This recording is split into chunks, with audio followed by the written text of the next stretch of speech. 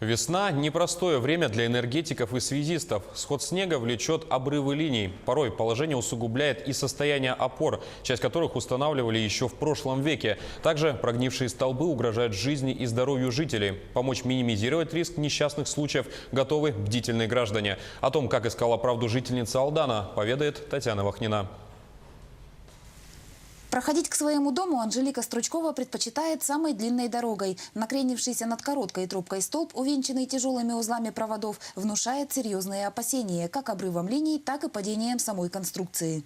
И очень часто в непогоду, в ненастье вижу, как происходит короткое замыкание. Все осыпается просто искрами, в ветвях все эти провода бьются, колотятся.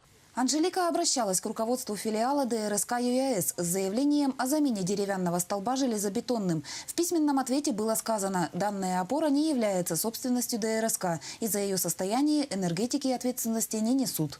Ряд был предоставлен нам фотографии, мы разбирались, выезжали на место. Был дан ответ потребителю о том, что данные опоры не относятся к южно-якутским электрическим сетям и не зарегистрированы у нас. По выезду было определено, что часть опоры – это уличное освещение, часть опор относится к Ростелекому. Анжелика обращалась и в компанию связи, как в алданское подразделение, так и в головную компанию. Мы тоже связались с представителями линейно-технического цеха. По телефону руководитель пояснила, что данная опора не является аварийной. Недавно было произведено ее укрепление, так что горожанам бояться нечего. Замена столба запланирована на ближайшие месяцы.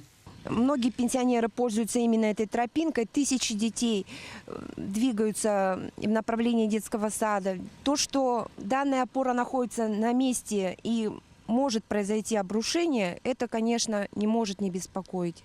Подобных опор в городе найдется немало. За часть отвечают энергетики, некая доля относится к видению связистов. Каждый столб несет угрозу как пешеходам и автомобилистам, так и потребителям электричества.